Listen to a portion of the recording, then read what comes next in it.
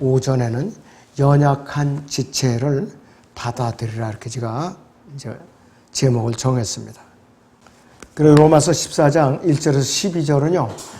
굉장히 중요한 문장이에요. 중요한 교훈입니다. 연약한 지체를 받아들이라. 이 제목은 말은 쉬운데요. 교회 안에서 연약한 지체를 받아들이는 것은 짓밟기가 아주 쉬운 때예요. 실제로 그런 현상이 교회 안에서 지금 계속 일어나고 있어요. 연약한 지체를 업신여기죠. 멸시해요. 또 연약한 지체들은 먼저 성숙한 그리스도인들을 어떻게 되느냐? 모독을 합니다. 네가 뭔데? 뭐가 잘났다고 그러냐 하고. 그게 뭐냐? 이 교회가 질서가 안 잡혀 있고 사랑이 없으면 교회 안에서 그런 일이 끊임없이 일어나게 돼 있어요. 자, 사도 바울은요. 로마에 있는 그리스도인들에게 이 로마서 14장과 15장에서 이 지체들 사이에 먹는 음식, 특정한 날을 지키는 문제 등에 대해서 다루고 있어요. 믿음이 아주 연약한 지체들은 연약한 채소만 먹죠. 교리적으로 아주 연약한 말씀밖에 못 알아듣는다 이것이에요. 자, 이와 반대로 믿음이 강한 그리스도인들은 예수 그리스도께서 모든 음식이 깨끗하다고 선언했기 때문에 무엇이든지 먹을 수 있다고 알고 있는 것이에요. 교리적으로 어떤 말씀도 다 소화할 수가 있다 이 뜻이에요 바로. 자, 사도 바울은 디모데전서 4장 4절에서 5절 사이에 이렇게 말씀하고 있어요. 디모데전서 4장 4절에서 5절에서 자, 하나님께서 지으신 것은 모두 좋은 것이요 그랬어요.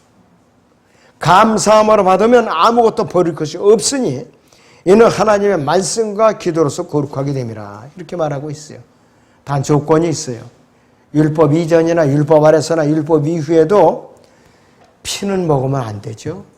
우상에게 제물로 바쳐진 것은 우리가 알면은 먹으면 안 돼요. 그리고 목매달아 죽인 것 그건 먹으면 안 됩니다. 나이 드신 분은 아실 거예요. 소위 말하는 똥개돌이라고 부르는 거. 목 매달아 가지고서 두드려 패가지고 거적대에 씌워가지고 태워가지고 그을러서 그래가지고 삶아서 먹어요. 근데 그건 뭐냐? 피를 빼지 않고 먹었거든요. 그렇게 먹는다 이것이. 지금도 여전히 지켜지고 있어요. 되게 지켜야 돼요 우리가. 자, 연약한 그리스도인들의 특별한 날을 지켜요. 그런데 믿음이 강한 그리스도인들은 모든 날들을 주님께서 주신 날들이라고 거룩하게 지키고 있어요. 그러니까 여기서부터 차이가 나는 것이. 자, 그러니까 믿음이 연약한 그리스도인들은 믿음이 강한 그리스도인들을 어떻게 되는가 판단하는 것이에요. 반대로 믿음이 강한 그리스도인들은 연약한 지체들을 멸시하는 것이에요. 교회 안에서. 이러니까 불협화음이 생기는 것이에요. 바울은 자신이 믿음이 강한 입장에서 피력을 했어요. 로마서 15장 1절을 보죠 거기에. 그러므로 우리 강한 자들이 마땅히 연약한 자들이 약함을 담당하고 우리 자신을 기쁘게 하지 말아야 할 것이라 그랬습니다. 연약한 자들이 약함을 담당하고 우리 자신을 기쁘게 하지 말아야 할 것이라 그랬어요. 만약 믿음 안의 성도들 서로가 교회 안에서 조화를 이루려면은 바울이 세 가지를 충고한 사실을 기억을 해야 돼요. 로마서 14장 본문에 있는 대로 로마서 14장 1절에서 12절에 있는 대로 어떻게 되느냐? 서로 받아들일 줄 알아야 돼요. 그리고 로마서 14장 13절에 23절에 있는 대로 서로 세워주는데 우리는 힘을 써야 돼요. 그리고 로마서 15장 1절에 7절에 있는 대로 서로를 기쁘게 해주는데 우리는 힘을 써야 돼요. 서로를 불쾌하게 해주는데 앞장서면 교회는 깨지게 돼 있어요. 연약한 그리스도인들은 규칙과 규제에 아직까지 갇혀있는 사람들이에요. 구원받은 사람들. 그리고 이 당시에 역사적으로 연약한 그리스도인들은 유대교에 있으면서 유대교라는 구약을 붙들고 있는 사람들로서 구원받은 사람들이에요. 그러니까 율법을 지키는 데 있었고 할례를 이 사람들은 받은 사람들이었다 이것이에요. 반면에 이 강한 그리스도인들은 유대인들이나 이방인들을 모두를 포함해서 예수 그리스도 안에서 율법적으로 해방된 자유로운 사람들을 말하고 있는 것이죠. 자, 율법의 의는 이 시대에도 여전히 하나님의 의로서 그분의 높은 수준을 유지하고 있는 것이에요. 자, 로마서 8장 1절에서 4절에 의하면은 어떻게 이루어지는가? 그러므로 이제 그리스도 예수 안에 있는 자들에게는 결코 정죄함이 없나니 그들은 육신을 따라 행하지 아니하고 성령을 따라 행하느니라. 이는 그리스도 예수 안에 있는 생명의 성령의 법이 죄와 사망의 법에서 나를 해방시켰기 때문이라. 율법이 육신을 통해서는 연약하여 할 수 없는 것이므로 하나님께서 죄 때문에 자신의 아들을 죄 있는 육신의 모양으로 보내고 그 육신의 죄를 선고하셨으니 이는 율법의 의가 우리 안에서 이루어지게 하려 함이라. 우리는 육신을 따라 행하지 않고 성령을 따라 행하는 자들이니라 그랬습니다. 이 원칙에 입각해서 우리는 율법의 의는 성령 안에서 우리가 행하는 동안에 성령에 의해서 우리 안에서 율법의 의가 완성된 것이에요. 율법의 의가. 모세를 통해서 율법의 세세한 모든 것을 그리스도인들은 우리는 이 시대의 그리스도는 순종할 필요가 없어요. 또 의무도 없어요. 믿음이 강한 그리스도인들은 우리는 자유를 누리고 있는 사람들이에요. 율법적이고 연약한 그리스도인들은 그래서 멸시한 거예요. 이들은. 아이 그것도 모르느냐? 아직도 너 율법의 종노릇 하느냐? 이러면서 멸시라고 있었던 거예요. 그 당시에 로마에 있던 그리스도인들이 그 짓을 했다 이것이. 자, 연약한 그리스도인들은 자신들이 영적으로 연약하고 미숙함에도 불구하고 믿음이 강한 그리스도인들을 판단하고 반대로 정죄를 했던 것이에요. 그들은. 이와 반대로 영적으로 성숙하고 믿음이 강한 그리스도인들도 자칫하면은 믿음이 연약하고 성숙하지 못한 그리스도인들을 판단하고 정죄하고 무리하게 대하기가 쉬운 것이에요. 교회 안에서 언제든지 일어나고 있는 현상이에요. 언제든지 일어나고 있는 현상입니다. 자, 그래서 로마 14장 1절에서 불필요한 논쟁이 생겼어요. 또 3절에서는 업신여김이 또 있었던 것이에요. 또 3절에서 공경연하게 다른 사람들을 판단하는 일이 벌어졌던 것이에요. 우리는 여기에 주의를 해야 된다 이것이. 정말로 주의해야 돼요. 로마 14장 3절을 다시 보죠. 먹는 자는 먹지 못하는 자를 없인 여기지 말고 또 먹지 못하는 자는 먹는 자를 판단하지 말라. 이는 하나님께서 그를 받으셨음이니라 그랬어요. 왜 함부로 판단하느냐 이것이. 예수 그리스도의 피로 사신 교회 안에서 사소한 의견 차이로 서로 다투는 것을 우리는 삼가야 돼요. 연약한 그리스도인들을 받아들여야 하는 4가지 이유가 있습니다. 첫째는 연약한 지체를 받아들여야 하는 4가지 이유 중에 첫째는 하나님께서 우리를 받아들이셨어요. 야, 여기 아무 성도들이 있어요. 그러나 이 성도도 받아들이셨고 저 성도도 받아들이셨어요. 하나님께서. 그렇기 때문에 우리는 함부로 판단해서는 안 되는 것이에요. 자, 14장 1절 3절로 다시 보죠. 믿음이 연약한 자는 너희가 받아들이되 의심스러운 쟁점을 피하라. 어떤 사람은 모든 것을 먹을 믿음이 있지만 연약한 사람은 채소만 먹느니라. 어떤 사람은 모든 것을 먹을 믿음이 있지만 연약한 사람은 채소만 먹느니라. 먹는 자는 먹지 못하는 자는 없인 여기지 말고 또 먹지 못하는 자는 먹는 자를 판단하지 말라. 이는 하나님께서 그를 받으셨음이라 그랬어요. 만약 교회 안에서 하나님 아버지께서 나를 그분의 가족으로 받아주셨다면은 다른 지체들은 나를 받아들이기를 거부해야 할 권리가 없어요. 나는 받아들이셨는데 다른 지체가 교회에 이제 받아들여져 있는데 난 저거 싫은데? 그러면서 거부할 권리가 없는 거예요. 그 사람이 자백하지 않은 죄를 거부하지 않는 한, 또 그 사람이 구원받기를 거부하지 않는 한은 받아들여야 돼요. 또 간음죄를 짓고 자백하지 않은 상태에서 뻔히 내가 알고 있는데 교회 회원으로 들어오기를 이제 버젓이 숨기고 들어오려 한다면은 그거는 예외가 될 수 있죠. 나머지는 이제 거부하면 안 돼요. 이런 경우가 있어요. 이자 교회에서 죄를 짓고 자백하지 않은 채로 다른 교회를 피신을 해요. 지금 그 일이 실제적으로 아주 비일비재가 일어나고 있어요. 그런데 그 교회에서는 그것도 모르고 그냥 좋다고 성도 하나 늘어났다고 좋아하는데 그 정신 차려야 돼요. 그런 일이 실제적으로 일어나고 있다 이것이에요. 그런 사람들은 주님께서 축복해 주시지 않아요. 자, 그런 경우를 제외하고는 우리는 순수하게 받아들여야 돼요. 그 사람은 성격이 어쩌고 생김새가 어쩌고 불문하고 받아들여야 되는 것이.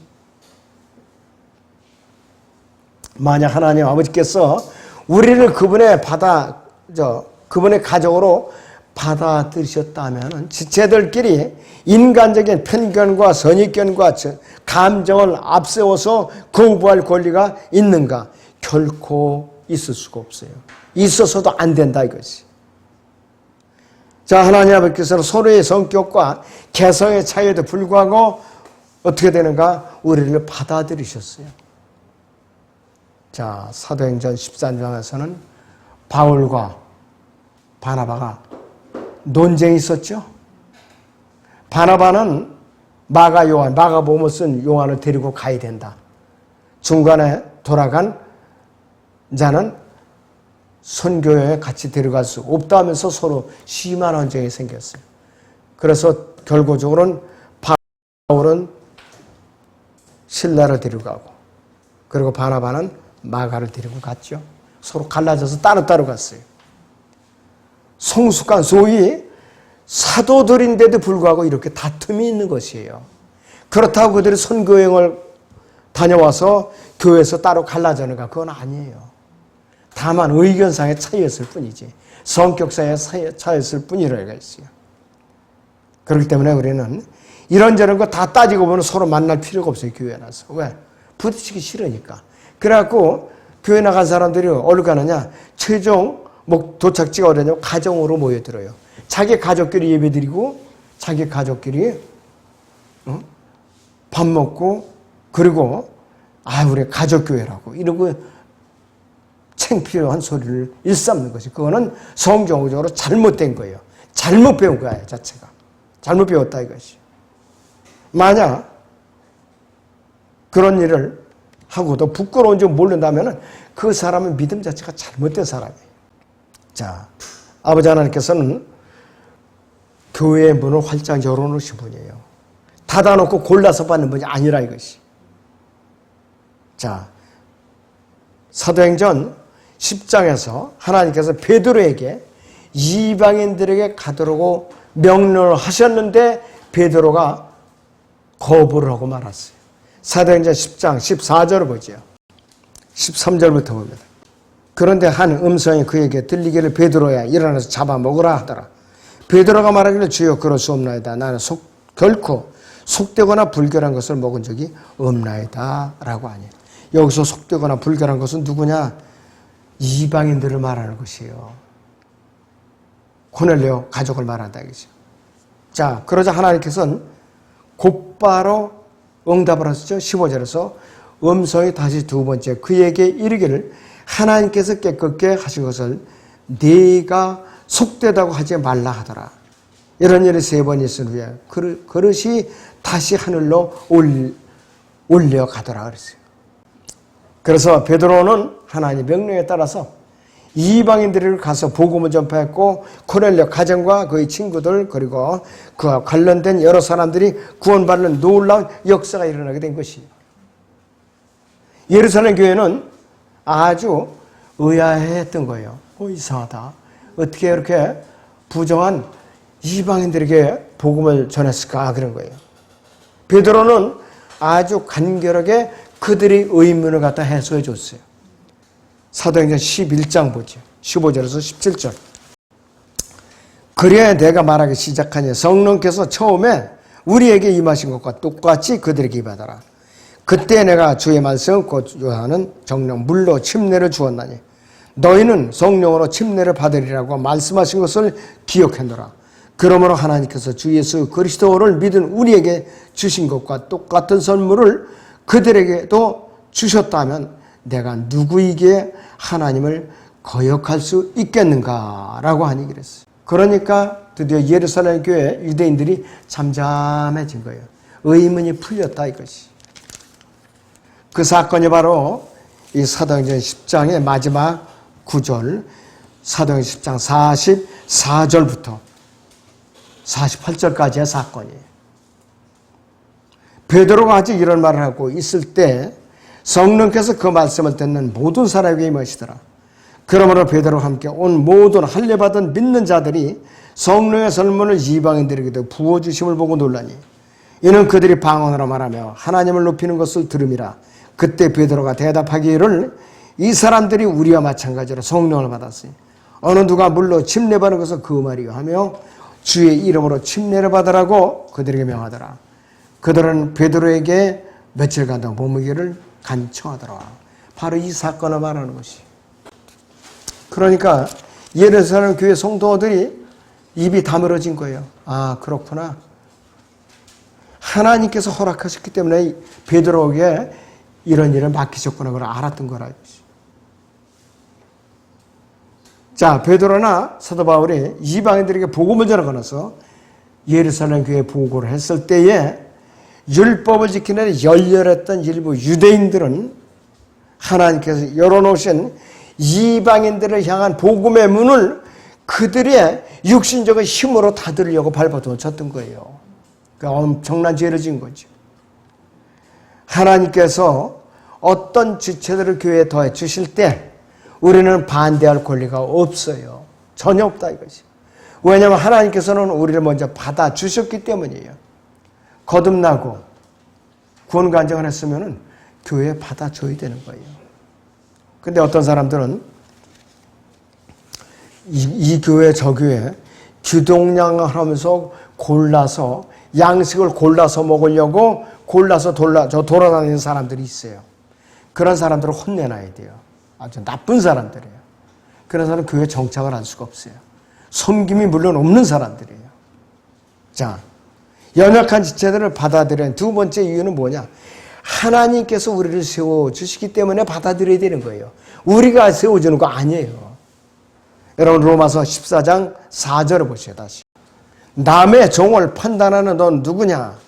그가 서거나 넘어지는 것이 자기 주인에게 있느니라. 실로 그가 서게 되리라. 이는 하나님께서 그를 서게 하실 수 있기 때문이라고 그랬어요. 하나님께서 세워주는 거라 이것이에요. 여러분들은 우리가 잘나서 세워주는 것이 아니라 하나님께서 세워주는 거예요. 약한 성도들을. 물론 우리가 공부를 가르쳐주고 권면해 줄 수 있지만은 세워주시는 것은 최종적으로 하나님이셔요. 우리가 아니라 이것이에요 바로. 그리고 교만하면 안 돼요. 우리는. 하나님께서 우리를 받으셨을 뿐만 아니라 세워주시는 분이에요. 우리는 서로를 필요로 하는 것이. 신약 성경 교리에 의하면은 교회 밖에 소외된 그리스도인은 결코 없었어요. 초대교회는 교회 밖에서 따로 개인 행동한 사람들은 없었어요. 교회 안에서 다 섬겼다 이것이. 그런데 이 배교와 라우디케아 시대의 특징은 뭐냐? 오늘날에는 구원받은 많은 사람들이 교회 밖에 나가서 이런저런 문제에 부딪히지 않으려고 교회 밖에 나가서 아무런 짐도 지지 않고 편안하게 살려고 각자 개인 플레이를 하는 것이에요. 가정 예배를 따로따로 드리고 올바른 그리스도인이라고 할 수가 없어요.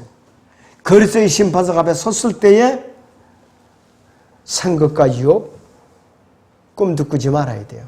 아무리 거리에 나가서 악을 쓰고 교를 쏠고 해본들 그리스도의 심판석에 나와서 앞에서 상급과 유혹 없어요. 이런 사람들은. 그러면 자기가 구원 영접한 사람들은 어디로 보낼 거냐? 제가 아는 한 명도 지옥교회로 집어넣은 사람들이 없어요. 그렇게 오랫동안 거리 설교로 악을 쓰고 그래도 열매가 없다 이것이에요. 대단히 잘못된 것이에요. 너무나도 잘못된 것이에요. 그리고 어떻게 성경을 아는 채를 많이 하는지 참 기가 막혀요. 말이 안 나와요. 가르치려고만 했지 섬기고 순종하는 데는 이것이 앞장서지 않더라 이것이에요. 대단히 잘못된 것이에요.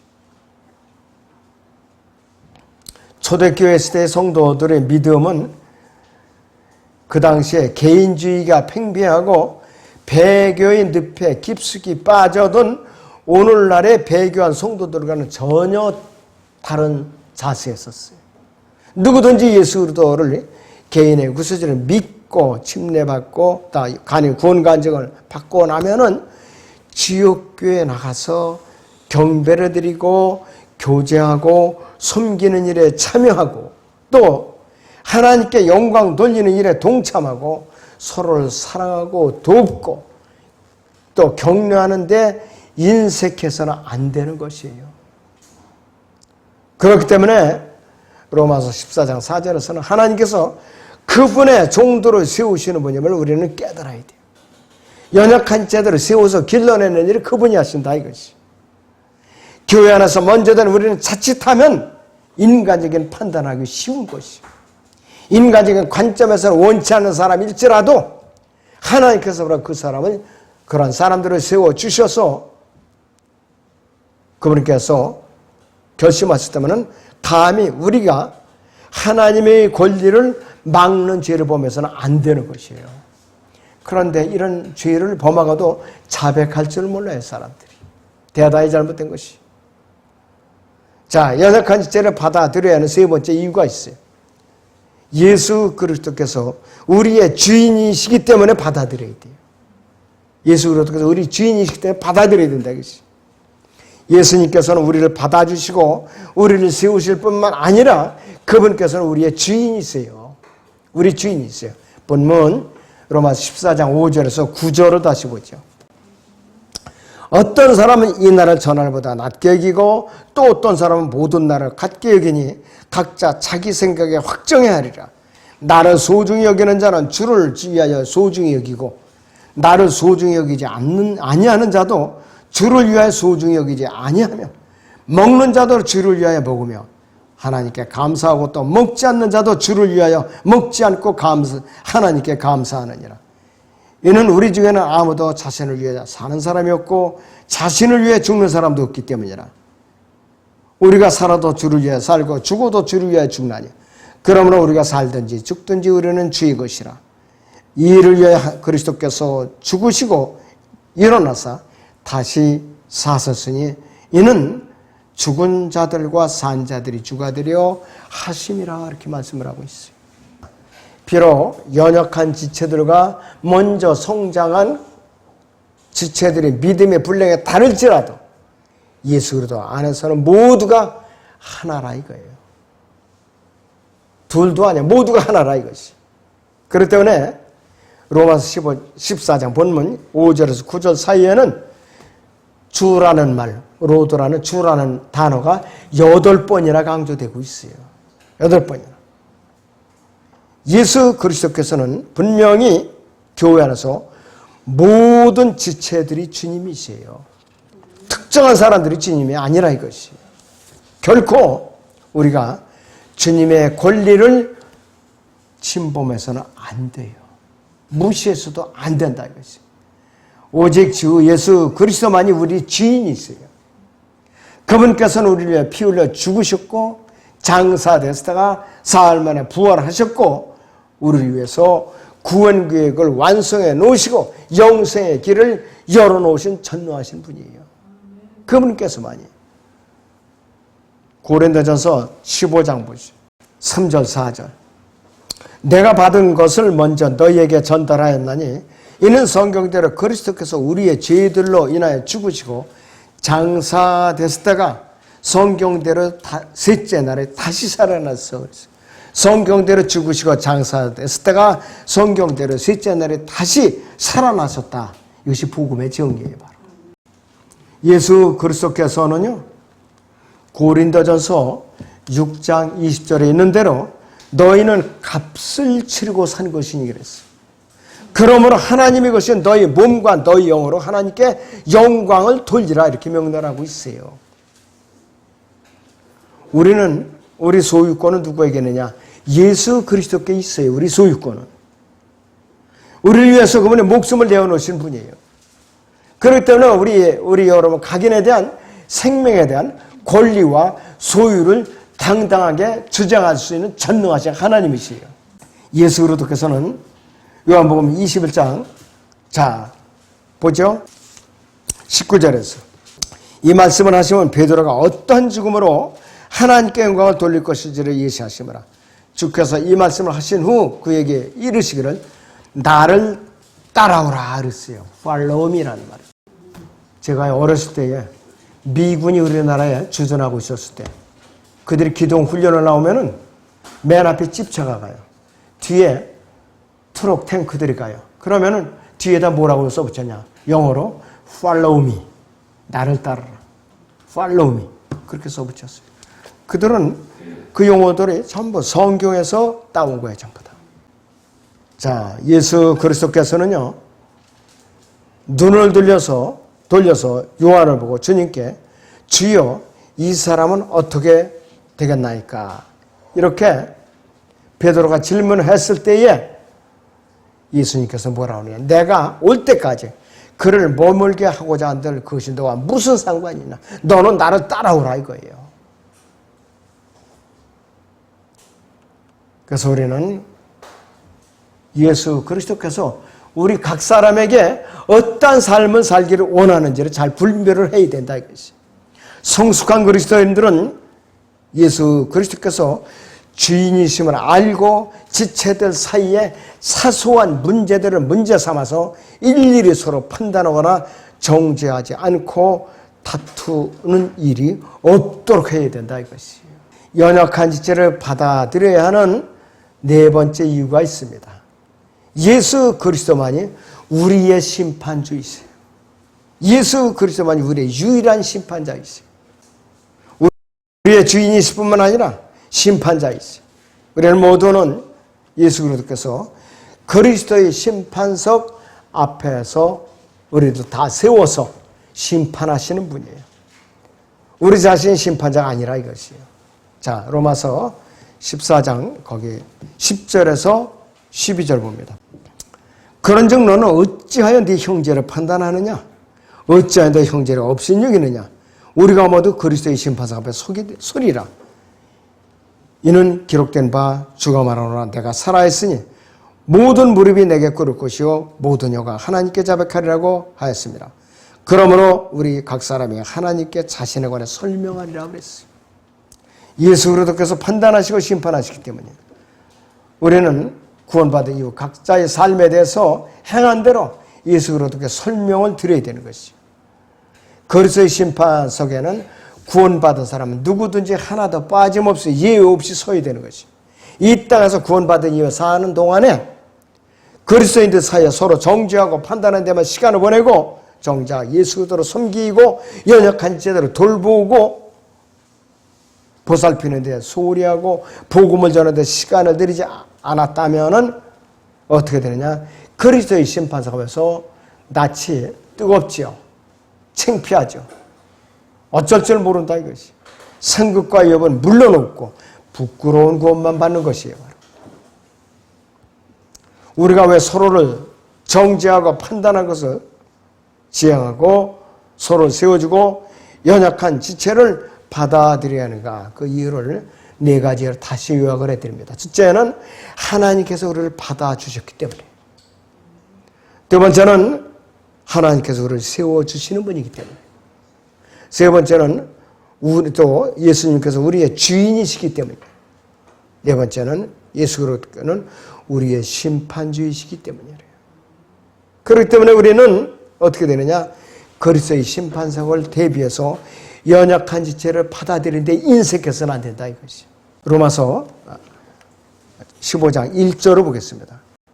그러므로 우리 강한 자들이 마땅히 연약한 자들이 약함을 담당하고 우리 자신을 기쁘게 하지 말아야 할 것이라 했습니다. 자, 제가 기도하겠습니다.